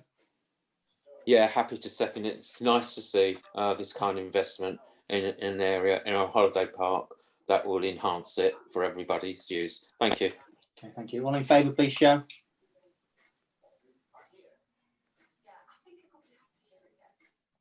That's carried. Thank you. 6.7, planning permission to extension to an existing park home to provide a conservatory. Mr. Mayor, can I ask the town clerk a question regarding Of course, this? councillor, yeah. Thank you. Under government guidance about conservatories, do you have to have planning permission for a conservatory now? I thought under the current legislation you don't. Town clerk, please. In terms of residential properties, houses, then there are provisions that allow you to build in quite a number of circumstances without planning permission, although there are occasions when planning permission is needed. I'm not familiar with the planning law in relation to mobile homes, though, and whether that is different. So I wouldn't like to advise one way or the other. Can I just quickly come back then, Mr. Mayor? My understanding under current legislation that was moved in by this government is that any conservatories, and please, an East Lindsey District Councillor who's up to planning consent or had planning trade, please interrupt me if I'm not correct, that you don't need planning permission as such. On a park home site, if the landowner doesn't object, then I don't see why people should have to go through to the expense of going through the planning regime when the law says you don't have to have that. Okay, thank you, Councillor Anderson. I think on the dwelling on the house, then you don't. It's a percentage of your site of your house. That's with a garage or conservatory. Councillor Dankirk. Thank you, Mr. Mayor. That aside, we're not planning advisors at the end of the day, but regardless, the application that's put in front, I have no objections. I would propose that we support it. There must be a reason why they've submitted it, and I don't see any causes of concern, so I'll support it. Thank you. Councillor Blackburn. Yeah, I'll second Councillor Kirk's support. Okay, thank you. It's been proposed and seconded to accept this. All in favour, please show. That's carried. Thank you. 6.8. Land situated within the coastal East Lindsey is defined SP 17 of the adopted East Lindsey Local Plan 2018. Councillor Mark Anderson. Yeah, I'll move it, Mr. Mayor. It's only for a 2-year extension, and hopefully we can catch up on some of the economic loss and the huge amount of economic activity that we lost during COVID, and probably we will lose again, looks likely, if we are locked down locally because of COVID. Thank you. Okay, thank you. Councillor Blackburn. Yeah, I would second that, but I would just like to make a comment, if we can. I don't know how anybody else feels, but the residents on the caravan site that actually live there, the ones that pay council tax all year round, they share sites with some of the holiday use vans. Now, I understand from reading the papers that they actually cannot stay on site, but do you not think that they're going to have a problem? I mean, they do one of three things usually. They'll go and stay with relatives in a different town. They'll go abroad, which is very difficult at the minute, or get winter lets, which is also going to be very difficult. So do we not feel that we should extend the same courtesies to them just for the 2 years? Because otherwise we're asking them to move around for 8 weeks when we're asking everyone else to stay still. I understand this is just to boost the economy, but I just have a feeling for them as well. Thank you, Councillor Blackburn. I thought this was, I wasn't aware of that. I thought this was a blanket thing where the site's opened through to 2020, unless I'm told otherwise. I do believe that. But Councillor Dankirk. Thank you, Mr. Mayor. I'm happy to second. Councillor Blackburn, I believe, seconded regardless, so it's irrelevant. Mr. Mayor, can I quickly come in and help Councillor Mrs. Blackburn? Yes, with regards to, and I know where she's coming from, and the site that she's concerned about, and rightfully so. Yes, but it's down to the actual site owner if he wants to conform to this order or not.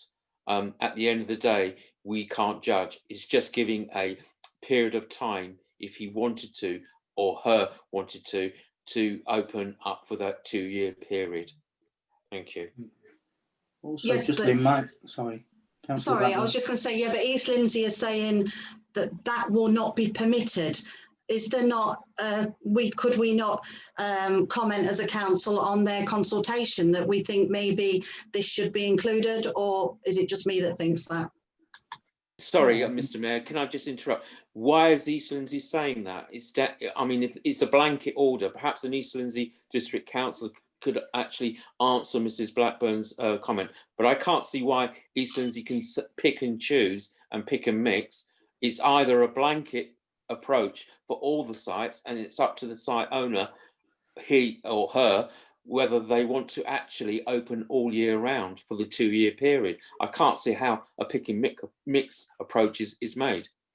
No, I agree, because I'm not aware of that. I exchanged emails with Tim Leader, and I thought it was blanket across the ground, and not just coastal or nationally. But the wording in if you read it, the wording in several places, it says that permission shall not be permitted for people that it is their permanent residence and they don't have any other home. But they're going to find a problem getting winter lets and going abroad for the next 2 years, as is everyone else finding a problem. And I just thought, you know, it may be something we could mention when we send back to the consultation, if we are going to do as a council. I don't know. Can I quickly come in? The site that Mrs. Blackburn is referring to, they're not all year round. They're classed as seasonal occupancy. So obviously, it's up to the site owner if they want to open that all year round for the 2-year period. There's no, apart from Park Home sites, which is Beacon Park, Holiday Village, and other Park Home sites, which has all year round, because they are got planning permission for that, because they're Park Home development sites, but other static sites haven't. There are a lot of sites. There are a lot of sites. I'm not thinking of one. I'm thinking of half a dozen. Yeah, I know you are. I know you Mayor, are. But, Mayor, sorry. When I looked at the actual application, I noticed that there was no comment from the Environment Agency as yet. If East Lindsey are putting this forward as a short-term economic boost in accordance with government desire to boost the economy, then I suspect the residential element may fall outside of that government policy.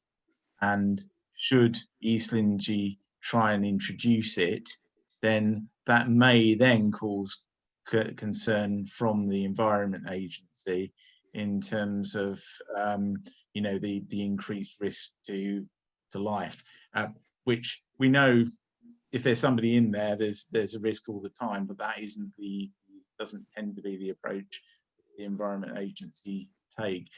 Without an insight as to why it's been worded in the way it has, but I suspect that may have something to do with it. I see Councillor Kirk's hands going up, so it may be. I just want to bring Councillor Danny Brooks in first, because he's had his hand up patiently with everybody coming in. Thank you, Mr. Mayor. I agree with Councillor Blackburn. I've had somebody into the cafe who said that they won't be allowed to stay in their caravan. They do stay there. I think they leave the caravan 7 weeks or whatever it is a year, but because they pay council tax, they are not going to be allowed to have all year round occupancy, even though the neighbouring caravan, which is a holiday one, will be able to. And I think that's a bit ridiculous personally. And I agree with Councillor Blackburn. We need to be saying as a council, look, it's a blanket cover. It should cover all caravans. They can't say that they're permanently resident if they're not in there for 7 weeks. That, you know, they're not permanent. They pay council tax because they want to contribute to the local economy and to the local authority. And now they're going to be penalised. Maybe they should stop paying the council tax and say, I'm only coming on holiday. I wonder if that would work. Thank you. I wasn't aware of this. I thought it was a blanket, but hopefully Councillor Kirk might have an answer for us. Yeah, certainly. I was trying to keep out with it, but just for clarification purposes, this isn't a planning application. This is a local development order.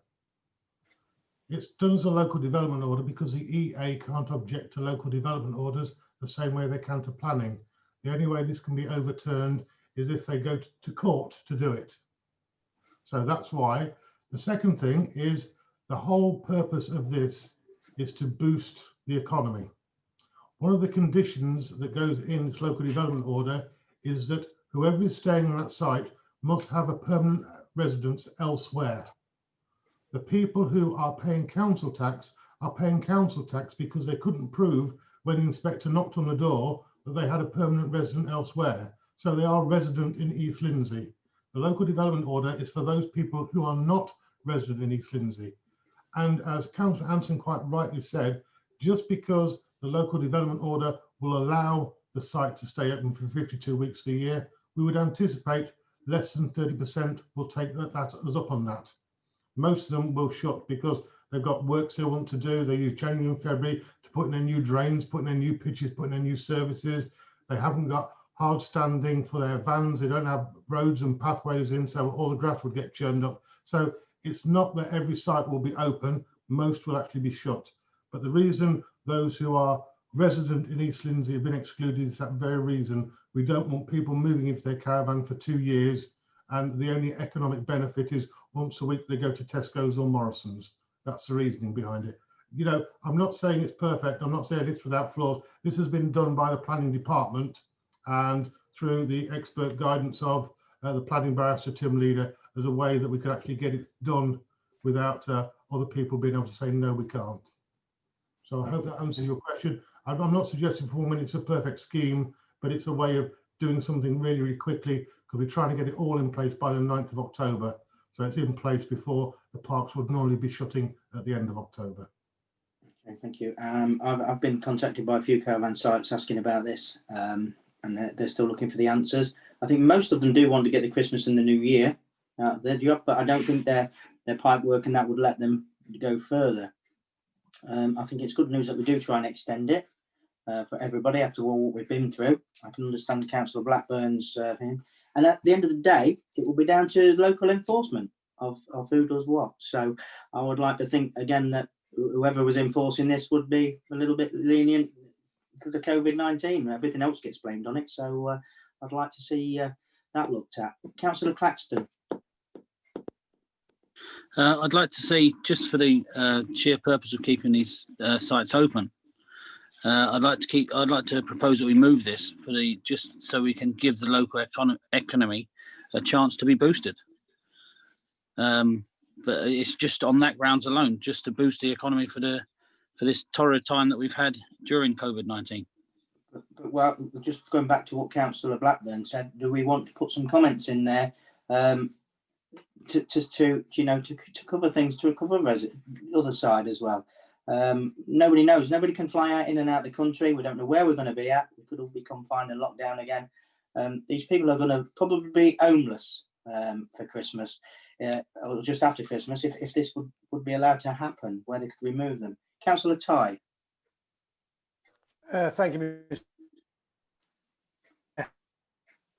I think the whole idea is good. Am I coming through? Yeah. Am I coming through, Mr. Mayor? Right. Okay. I think the whole idea is very good. I mean, it's going to improve the economic for a lot of people, but I think what they've done is awful, really. I mean, the people that live in the things are not going to be able to stay for that period. You know, they didn't really look at it fully, did they? But I moved that along with Councillor Claxton that we move it on. I fully understand, and I can understand where Councillor Blackburn comes from, because at the end of the day, they might not be allowed to stay, but who's telling them they can't stop at a friend's next door? You know, so I just don't get the logic of it, of not including them. Councillor Danny Brooks. Yes, Mr. Mayor. I mean, like you say, and as Councillor Ty said, East Lindsey have looked at it, and this is the only way that they can get round having the Environment Agency say, no, you can't do it, having other agencies say, no, you can't do it. They've had to try and do the best they can, and I believe this is the best they can. I mean, I would not be supporting this. I just wish that they would have been able to include them, but I didn't realise what Councillor Steve Kirk had said, that they weren't allowed to. So I'll be supporting this. Me neither. Thank you, Councillor Anderson. Yeah, I fully empathise with people that are caught between a hard place, rock and stone. But at the end of the day, that's why East Lindsey has a housing department. If anyone, and I would encourage people to actually go and seek advice from the housing department at East Lindsey District Council who find themselves in difficulty regarding this. I don't think, as what Councillor Kirk has explained, okay, that if you haven't got another residency outside of Skegness or East Lindsey, that you can actually fall under this category. Otherwise, we could have areas of huge deprivation like they have in Mablethorpe, in some of the sites there that got all year round, on the chalet parks that Councillor Brooke talked about in Mablethorpe and Trusthorpe, that they do have the problems there. And yeah, it is a shame, but it's a different agenda. I think this is purely based on economic development and economic recovery for Skegness, and keeping people in work and food on the table for a 2-year period. And that's why I support it. But we can't get away about the problems associated with affordable and social housing and the lack of in Skegness. Thank you. Thank you, Councillor Dan Kirk. Thank you, Mr. Mayor. Councillor Anderson has just explained what I was said really well, definitely. The aim and objective of this is not housing to resolve any sort of housing issue. It is an economic stimulus for the cafes, restaurants, pubs, etc. That is a completely different conversation.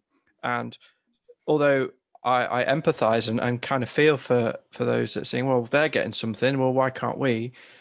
To be perfectly honest, they are fully aware of those restraints at the time that they purchased those units. So as much as I feel for them, they're already surely prepared for that sort of eventuality regardless. And yeah, there are systems in place, as Councillor Anderson has said, so we need to ensure that people are aware of what services could be available. But I'm going to support this application. I believe it's already been proposed and seconded, and I appreciate that it'd be great to add in that prerequisite, but that was not the intent of this this thing, in my opinion. Okay, thank you. Councillor Blackburn, did you leave your hand up by mistake, or did you wish to speak? No, I just wanted to say I wasn't not going to support it. I was always going to support it. I just wanted to bring this to light, that was all. Thank you, because I wasn't aware of that either. I thought it was blanket. So, okay, it's been proposed and seconded. All in favour, please show.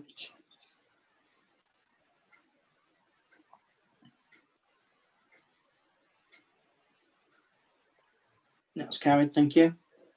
So that brings us to the end of this extraordinary meeting tonight. Thank everybody for watching, who's tuned in on YouTube Live. And I thank you for all the councillors that are attending, Town Clerk and the Deputy Town Clerk, for all your hard work. So I thank you and say good night.